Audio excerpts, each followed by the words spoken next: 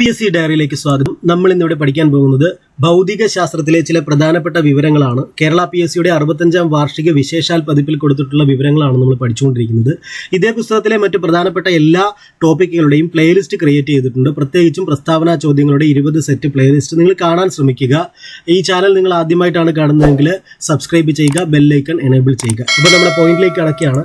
മൺപാത്ര നിർമ്മാണത്തിന് ഉപയോഗിക്കുന്ന ചക്രത്തിന്റെ കറക്കം ഏത് ചലനത്തിന് ഉദാഹരണമാണ്? അത് ഘൂർണന ചലനം എന്നാണ് അറിയപ്പെടുന്നത്. ഘൂർണന ചലനം. അപ്പൊ എന്താണ്? മൺപാത്ര നിർമ്മാണത്തിന് ഉപയോഗിക്കുന്ന ചക്രത്തിന്റെ കറക്കം ഏത് ചലനത്തിന് ഉദാഹരണമാണ്? ഘൂർണന ചലനത്തിന് ഉദാഹരണമാണ്. ചലനത്തിലിരിക്കുന്ന വസ്തുക്കളിലെ ബലത്തെക്കുറിച്ചുള്ള പഠനം ഗതിക ബലതന്ത്രം അഥവാ ഡൈനാമിക്സ് എന്നാണ് അറിയപ്പെടുന്നത്. എന്താണ്?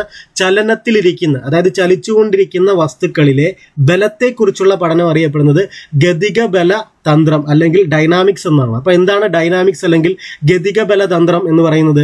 ചലനത്തിലിരിക്കുന്ന വസ്തുക്കളിലെ ബലത്തെക്കുറിച്ചുള്ള പഠനമാണ്. ചലന സ്വാതന്ത്ര്യമുള്ള കണികകൾ സ്വയമേവ പരസ്പരം കലരുന്ന അവസ്ഥയെ പറയുന്ന പേര് വ്യാപനം എന്നാണ്. ചലന സ്വാതന്ത്ര്യമുള്ള കണികകൾ സ്വയമേവ പരസ്പരം കലരുന്ന അവസ്ഥയെ പറയുന്ന പേര് വ്യാപനം എന്നാണ്.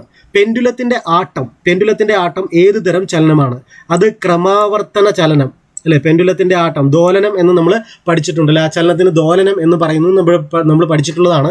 പെൻഡുലത്തിന്റെ ആട്ടം ഏതു തരം ചലനമാണ്? ക്രമാവർത്തന ചലനമാണ്. എന്ന് പറഞ്ഞാൽ ഒരു നിശ്ചിത സമയത്തിനുള്ളിൽ ആവർത്തിച്ചു വരുന്ന തരം ചലനമാണ് ക്രമാവർത്തന ചലനം. ദോലനം എന്ന് നമ്മൾ പറയാറുണ്ട്. പെൻഡുലത്തിന്റെ ആട്ടം ഏതു തരം ചലനമാണ്? ക്രമാവർത്തന ചലനം. ഒരു നിശ്ചിത സമയത്തിനുള്ളിൽ ആവർത്തിച്ചു വരുന്ന ചലനം. തുല്യ സമയത്തിൽ തുല്യ ദൂരം സഞ്ചരിക്കുന്ന ചലനമാണ് സമചലനം എന്ന് പറയുന്നത്. തുല്യ സമയത്തിൽ തുല്യ ദൂരം സഞ്ചരിക്കുന്ന ചലനമാണ് സമചലനം എന്ന് പറയുന്നത്. ഭൂമി ഒരു വലിയ കാന്തത്തെ പോലെ വർത്തിക്കുന്നു എന്ന് ആദ്യം മനസ്സിലാക്കിയത് വില്യം ഗിൽബർട്ട് ആണ്. 1600 അല്ലെ?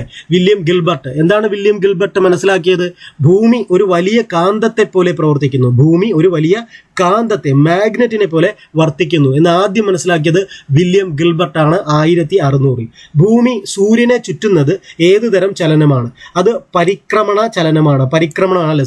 ഭൂമി സൂര്യനെ ചുറ്റുന്നത് പരിക്രമണമാണ് അല്ലെ? പരിക്രമണമാണ്. സ്വയം കറങ്ങുന്നത് ഭ്രമണവും നമ്മൾ പഠിച്ചിട്ടുണ്ട് അല്ലെ? ഭൂമി സ്വയം കറങ്ങുന്നത് ഭ്രമണവും ഭൂമി സൂര്യനെ ചുറ്റുന്നത് പരിക്രമണവുമാണ്.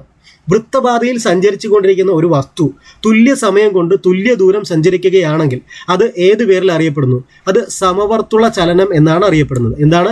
വൃത്തപാതയിൽ സഞ്ചരിച്ചു കൊണ്ടിരിക്കുന്ന ഒരു വസ്തു തുല്യ സമയം കൊണ്ട് തുല്യ ദൂരം സഞ്ചരിക്കുകയാണെങ്കിൽ അത് സമവർത്തുള ചലനം എന്ന് അറിയപ്പെടുന്നു. കറങ്ങുന്ന വസ്തുവിന്റെ അക്ഷം വസ്തുവിന് പുറത്താണെങ്കിൽ അത്തരം ചലനം ഏതു പേരിൽ അറിയപ്പെടുന്നു? പരിക്രമണ ചലനം എന്നറിയപ്പെടുന്നു.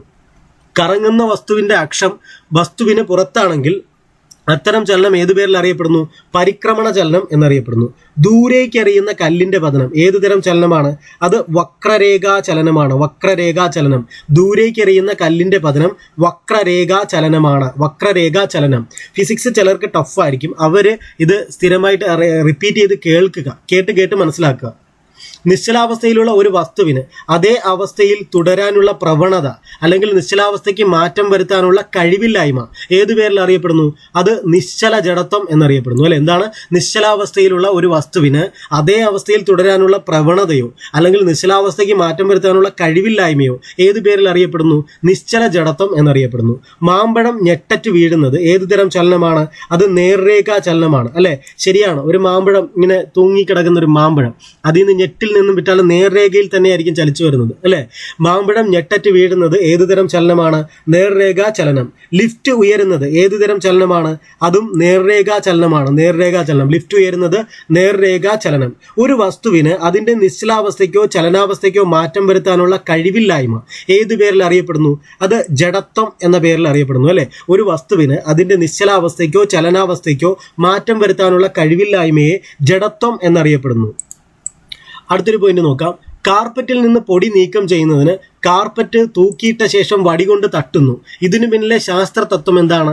അത് നിശ്ചല ജഡത്വമാണ് അല്ലെ? ഇത് നമ്മൾ വീട്ടിൽ ചെയ്യാറുള്ള ഒരു കാര്യമാണ് അല്ലെ? വീട്ടിലെ ചവിട്ടിയൊക്കെ പൊടിയും മണ്ണും പറ്റി കഴിയുമ്പോഴൊക്കെ നമ്മൾ എന്ത് ചെയ്യും? അതങ്ങനെ കൊണ്ടുപോയിട്ട് തൂക്കിയിട്ടിട്ട് വടി കൊണ്ടടിച്ച് കളയാറുണ്ട് അല്ലെ? അപ്പൊ അത് ചെയ്യുമ്പോൾ ഓർക്കുക, അത് നിശ്ചല ജഡത്വം അല്ലെ? ആ ഒരു സംഭവം പ്രയോജനപ്പെടുത്തിയിട്ടാണ് നമ്മളതിലെ പൊടി കളയുന്നതെന്ന് ആലോചിക്കുക. നിശ്ചല ജഡത്വം എന്നൊരു പ്രക്രിയ, ഒരു പ്രോസസ്സ്, അത് അല്ല, നിശ്ചല ജഡത്വം എന്നൊരു പ്രത്യേകത അത് നമ്മൾ പ്രയോജനപ്പെടുത്തിക്കൊണ്ടാണ് ആ കാർപ്പറ്റിലെ അല്ലെങ്കിൽ ചവിട്ടിയിലെ പൊടി നമ്മൾ നീക്കം ചെയ്യുന്നതെന്ന് ഇനി അത് ചെയ്യുമ്പോൾ ഓർത്തിരിക്കുക.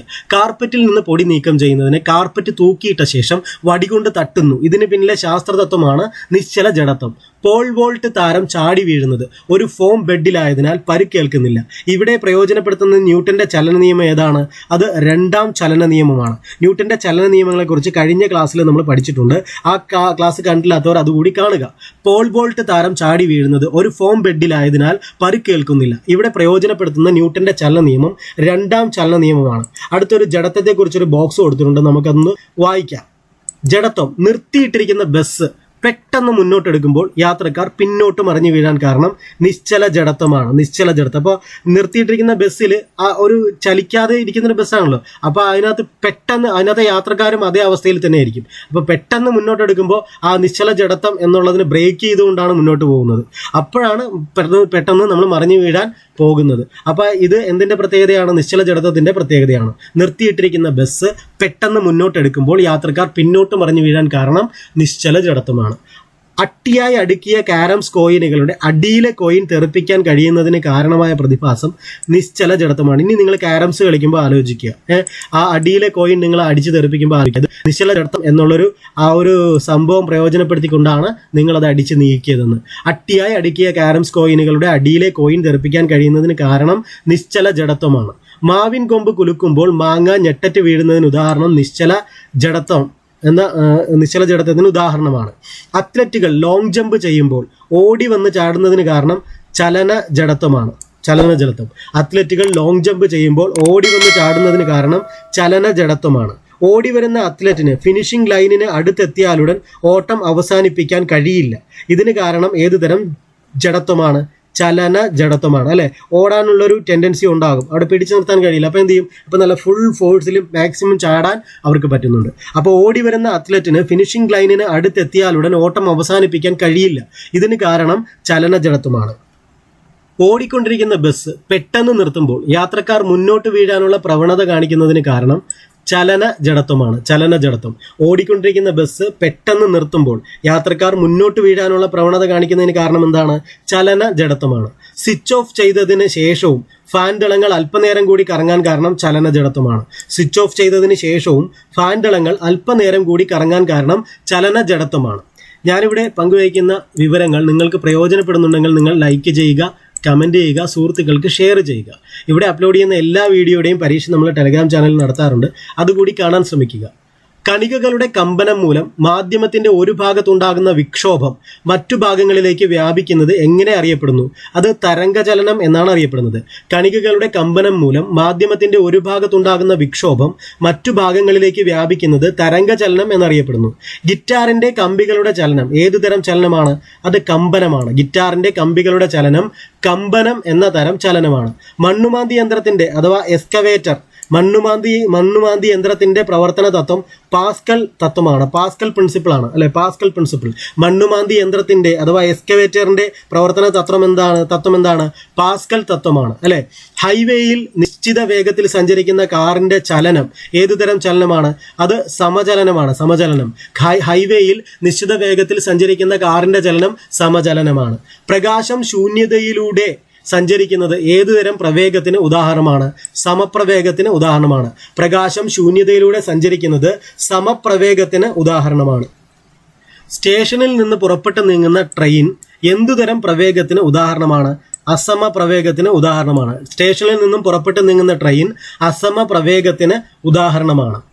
തുലന സ്ഥാനത്തു നിന്ന് ഒരു കണികയ്ക്കുണ്ടാകുന്ന ഏറ്റവും കൂടിയ സ്ഥാനാന്തരണം ഏതു പേരിൽ അറിയപ്പെടുന്നു?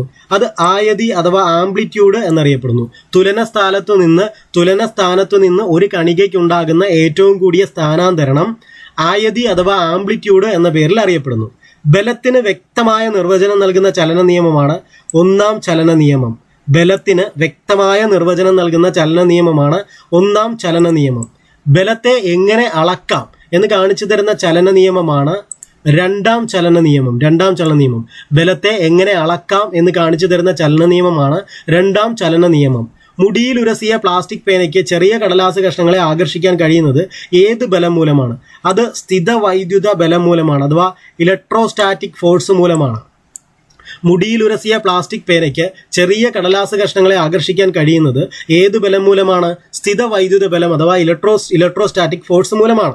ഒരു വസ്തു പൂർണ്ണമായോ ഭാഗികമായോ ഒരു ദ്രവത്തിൽ മുങ്ങിയിരിക്കുമ്പോൾ അതിൽ അനുഭവപ്പെടുന്ന പ്ലവക്ഷമ ബലം വസ്തു ആദേശം ചെയ്യുന്ന ദ്രവത്തിന്റെ ഭാരത്തിന് തുല്യമായിരിക്കും എന്ന് പ്രസ്താവിക്കുന്ന തത്വം ആർക്കിമിഡീസ് തത്വമാണ്. ആർക്കിമിഡീസ് പ്രിൻസിപ്പിൾ അല്ലെ, ആർക്കിമിഡീസ് തത്വം. എന്താണ് ആർക്കിമിഡീസ് തത്വം പറയുന്നത്? ഒരു വസ്തു പൂർണ്ണമായോ ഭാഗികമായോ ഒരു ദ്രവത്തിൽ മുങ്ങിയിരിക്കുമ്പോൾ അതിൽ അനുഭവപ്പെടുന്ന പ്ലവക്ഷമ ബലം വസ്തു ആദേശം ചെയ്യുന്ന ദ്രവത്തിന്റെ ഭാരത്തിന് തുല്യമായിരിക്കും എന്ന് പ്രസ്താവിക്കുന്ന തത്വമാണ് ആർക്കിമിഡീസ് തത്വം. വിസ്കോസിറ്റി ഇല്ലാത്ത ദ്രവങ്ങൾ ഏതു പേരിൽ അറിയപ്പെടുന്നു? അത് സൂപ്പർ ഫ്ലൂയിഡുകൾ എന്നറിയപ്പെടുന്നു. സൂപ്പർ ഫ്ലൂയിഡുകൾ. വിസ്കോസിറ്റി ഇല്ലാത്ത ദ്രവങ്ങൾ സൂപ്പർ ഫ്ലൂയിഡുകൾ എന്നറിയപ്പെടുന്നു. സ്ഥാനം കൊണ്ട് ഒരു വസ്തുവിന് ലഭിക്കുന്ന ഊർജ്ജമാണ് സ്ഥാനികോർജ്ജം എന്ന് പറയുന്നത്. സ്ഥാനം കൊണ്ട് ഒരു വസ്തുവിന് ലഭിക്കുന്ന ഊർജ്ജം എന്താണ്? സ്ഥാനികോർജ്ജം എന്നറിയപ്പെടുന്നു. താപനില വർദ്ധിക്കുമ്പോൾ ദ്രാവകങ്ങളുടെ വിസ്കോസിറ്റിക്ക് എന്ത് വ്യത്യാസം സംഭവിക്കുന്നു? കുറയുന്നു അല്ലെ. താപനില വർദ്ധിക്കുമ്പോൾ ദ്രാവകങ്ങളുടെ വിസ്കോസിറ്റി കുറയുന്നു. താപനില വർദ്ധിക്കുമ്പോൾ ദ്രാവകങ്ങളുടെ വിസ്കോസിറ്റി കുറയുന്നു. വലിച്ചു നിർത്തിയിരിക്കുന്ന റബ്ബർ ബാൻഡിൽ രൂപം കൊള്ളുന്ന ഊർജ്ജം സ്ഥിതികോർജ്ജമാണ്. സ്ഥിതികോർജ്ജം.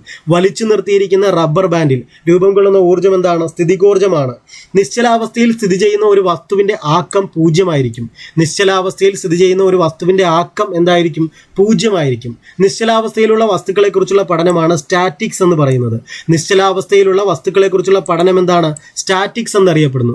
പ്ലവക്ഷമ ബലത്തെ സ്വാധീനിക്കുന്ന ഘടകങ്ങളാണ് ദ്രാവകത്തിന്റെ സാന്ദ്രത, അതുപോലെ പൊങ്ങിക്കിടക്കുന്ന വസ്തുവിന്റെ വ്യാപ്തം എന്നിവ. പ്ലവക്ഷമ ബലത്തെ സ്വാധീനിക്കുന്ന ഘടകങ്ങൾ എന്തൊക്കെയാണ്? ദ്രാവകത്തിന്റെ സാന്ദ്രത, പൊങ്ങിക്കിടക്കുന്ന വസ്തുവിന്റെ വ്യാപ്തം. മുകളിലേക്ക് എറിയുന്ന ഒരു വസ്തു അതിന്റെ സഞ്ചാരപഥത്തിന്റെ ഏറ്റവും ഉയർന്ന സ്ഥാനത്ത് എത്തുമ്പോൾ അന്ത്യപ്രവേഗം എന്തായിരിക്കും? 0 അന്ത്യപ്രവേഗം 0 മുകളിലേക്ക് എറിയുന്ന ഒരു വസ്തു അതിന്റെ സഞ്ചാരപഥത്തിന്റെ ഏറ്റവും ഉയർന്ന സ്ഥാനത്ത് എത്തുമ്പോൾ അന്ത്യപ്രവേഗം 0 രണ്ടാം വർഗ ഉത്തോലകത്തിന് ഉദാഹരണം വീൽ ബാരോയാണ്. വീൽ ബാരോ. രണ്ടാം വർഗ ഉത്തോലകത്തിന് ഉദാഹരണം എന്താണ്? വീൽ ബാരോ. ഉയരം കൂടുന്നതിനനുസരിച്ച് ഒരു വസ്തുവിന്റെ സ്ഥിതികോർജ്ജത്തിന് എന്ത് മാറ്റം സംഭവിക്കുന്നു? കൂടുന്നു. ഉയരം കൂടുന്നതിനനുസരിച്ച് ഒരു വസ്തുവിന്റെ സ്ഥിതികോർജ്ജത്തിന് എന്ത് മാറ്റം സംഭവിക്കുന്നു? സ്ഥിതികോർജ്ജം കൂടുന്നു. ഉയരം കൂടുന്തോറും ബാരോമീറ്ററിലെ രസനിരപ്പിന് എന്ത് സംഭവിക്കുന്നു? രസനിരപ്പ് കുറയുന്നു. ഉയരം കൂടുന്തോറും ബാരോമീറ്ററിലെ രസനിരപ്പ് കുറയുന്നു. അപ്പോൾ ഇന്ന് ഇത്രയുമാണ് നമ്മൾ പഠിക്കുന്നത്. ബാക്കി അടുത്ത ക്ലാസ്സിൽ പഠിക്കാം. താങ്ക്